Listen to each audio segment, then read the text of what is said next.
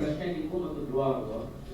ಆನಂದಿಂದಾನೆ ಹೇಳ್ತಾ ಇದ್ರಿ ಯುದ್ಧಕ್ಕೆ ರೆಡಿ ಆಗಿದ್ದೀವಿ ಅನ್ನೋಂಥದ್ದಲ್ಲಿ ಇದು ಯಾವ ರೀತಿ ವಿಶ್ಲೇಷಣೆ ಮಾಡ್ತಾ ಇದ್ದೀರಾ? ಡಿಸೆಂಬರ್ ನಲ್ಲೇ ಹೇಳಿ ಬರ್ತಾ ಇದೆಯಾ ಹೇಗೆ ಅನ್ನುವಂಥದ್ದು ಕನ್ಫರ್ಮೇಷನ್? ಡಿಸೆಂಬರ್ ಅಲ್ಲಿ ಬರುತ್ತೆ 100% ಬರುತ್ತೆ. ಅಲ್ಲ ಪದೇ ಪದೇ ಅದು ಒಂದ್ ರೀತಿ ಯುದ್ಧಕ್ಕೆ ರೆಡಿ ಆಗ್ತಾ ಇದೀವಿ ಅನ್ನೋಂಥದ್ದು ನಾವು ಟೀಸರ್ ಬಿಟ್ಟಿರೋದು ಯಾವಾಗಲೂ ಟೀಸರ್ ಬಿಟ್ಟಿದ್ದಾರೆ. ಐ ಥಿಂಕ್ ನೀವು ಒಂದು ವರ್ಷದಿಂದ ಟೀಸರ್ ಬಿಟ್ಟಿದ್ದೀವಿ. ಯುದ್ಧ ಸೋಮವಾರ ಅವಾಗಲೇ ಮೊನ್ನೆ ಕೊನೆಯನ್ನು ಮಾಡಿದ್ವಿ.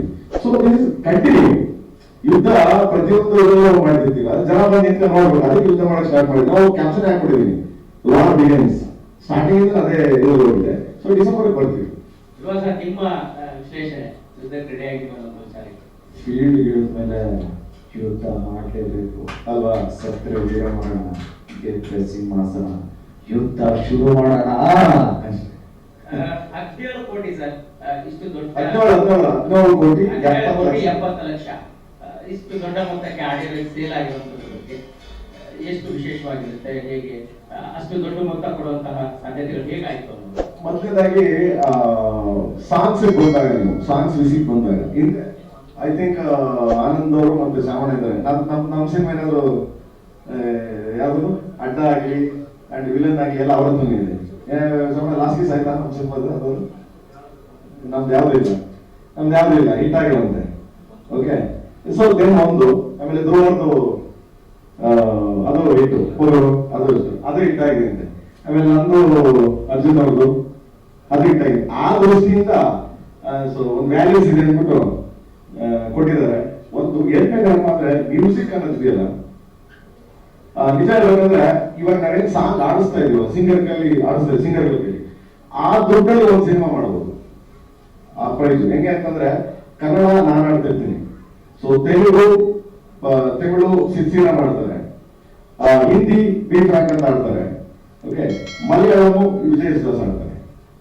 First Indian cinema orchestra highest orchestra ಮಾಡಿರೋದು ಅಂದ್ರೆ 260 ಜನ ಮೇಲೆ ಮಾಡಿದ್ವಿ. ಅದಲ್ಲದೆ ನಿಮ್ಗೆ ಶಿವಮಣಿ ರಿದಮ್ ಮಾಡಿ ಒಂದು ಸಾಂಗ್ ನ 3 ಜನ ರಿದಮ್ ಮಾಡಿದ್ದಾರೆ. ಅಂದ್ರೆ ಫಸ್ಟ್ ಟೈಮ್ ಒಂದು ಸಾಂಗ್ ನ 3 ಜನ ಶಿವಮಣಿ ಮಾಡಿದ್ದಾರೆ.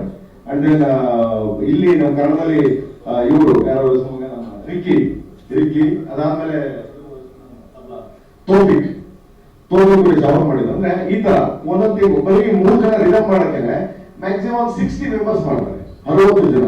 ಹಂಗ್ಯಾಕೆ 300 ಮೇಲೆ ಹೋಗ್ತದೆ ಆರ್ಕೆಸ್ಟ್ರಾ. ಅಂದ್ರೆ ಅಷ್ಟು ಖರ್ಚಾಗಿದೆ, ಅಷ್ಟು ಇದು ಮಾಡಿದ್ರೆ ಕ್ವಾಲಿಟಿ ಇಂಪಾರ್ಟೆಂಟ್. ಬಿಕಾಸ್ ಹೋಗಿ ಇಲ್ಲಲ್ಲ, ಎಲ್ಲಾ ಕಡೆ ರೀಚ್ ಆಗಬೇಕು. ವರ್ಲ್ಡ್ ಕಾಂಪಿಟೇಷನ್ ಇವಾಗ ಸಿನಿಮಾ ಅನ್ನೋದು. ಸೊ ಆ ದೃಷ್ಟಿಯಿಂದ ಹೋಗಿದೆ.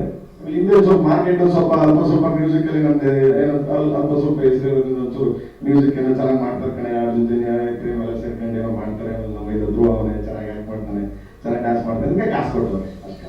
ಎಷ್ಟು ಮಟ್ಟಿಗೆ ಮ್ಯೂಸಿಕ್ ಮಾಡಿದ್ರೆ ಅಂದ್ರೆ ಒಂದು ಸಣ್ಣ ಎಕ್ಸಾಂಪಲ್, ನಮ್ಮ ಎಡಿಟರ್ ಹತ್ರ ಹೋಗಿ ಗುರು ಯಾರೋ ಒಂದು ಸಾಂಗ್ ಕಂಪೋಸ್ ಮಾಡಿದ್ರು ಅಂತ ಇಲ್ಲ ಲ್ಯಾಪ್ಟಾಪ್ ಓಪನ್ ಊಟ ಹಾಕೊಂಡ್ರೆ ಬಾಸ್ ಓಪನ್ ಆಗಲ್ಲ ಬಾಸ್, ಅಷ್ಟು ಟ್ರ್ಯಾಕ್ಸ್ ಇದೆ ಅಷ್ಟು ಟ್ರ್ಯಾಕ್ಸ್ ಇರುತ್ತೆ. ಒಂದು ಮೊನ್ನೆ ಆನಂದ ಸಾಮಾನ್ಯ ಇವ್ರಿಗೆ ಸಾಂಗ್ ಕೆಲಸ ಕರೆದೆ ಸ್ಟುಡಿಯೋಗೆ. ನಾವು ಅರ್ಜುನ್ ಅವ್ರಿಗೆ ಹೇಳಿದೆ ಕೇಳಿಸ್ಕೊಂಡೆ ಅಂತ. ಅದು ಓಪನ್ ಆಗ್ಲೇ ಇಲ್ಲ. ಏನಕ್ಕೆ ಓಪನ್ ಆಗಲಿಲ್ಲ ಅಂದ್ರೆ 700-800 ಟ್ರ್ಯಾಕ್ಸ್ ಇದೆ. ಅಂದ್ರೆ ಇಲ್ಲಿ ಓಪನ್ ಆಗಲ್ಲ. ಇಲ್ಲಿ ಕರ್ನಾಟಕದಲ್ಲಿ ಯಾವುದೇ ಸ್ಟುಡಿಯೋ ಓಪನ್ ಆಗಲ್ಲ. ಅದರೊಳಗೆ ಚೆನ್ನೈ ಮಾಡಬೇಕು, ಅದರೊಳಗೆ ಬಾಂಬೆ ಮಾಡಬೇಕು, ಫೈನಲ್ ರಿಟರ್ನ್ಸ್ ನಮಗೆ ಬರ್ತದೆ. ಅಂದ್ರೆ ಅಷ್ಟು ಇದನ್ನ ಆರ್ಕೆಸ್ಟ್ರೇಷನ್ ಅಷ್ಟು ಇದನ್ನ ಹಾಕಿ because of quality, because of sound. ಇವಾಗ ಥಿಯೇಟರ್ಸ್ಗಳಿಗೆ ಮಲ್ಟಿಪ್ಲೆಕ್ಸ್ಗಳಿಗೆ ಸೊ ಎಲ್ಲ ತಗೋಬೇಕಲ್ಲ. ಸೊ ಆ ದೃಷ್ಟಿಯಿಂದ ಇದೊಂದು ಜಾಸ್ತಿ ಖರ್ಚು ಮಾಡಿದ್ದೀವಿ. ಈಗ ಖರ್ಚು ಮಾಡಬೇಕು ಏನಂತ ಅಂದ್ರೆ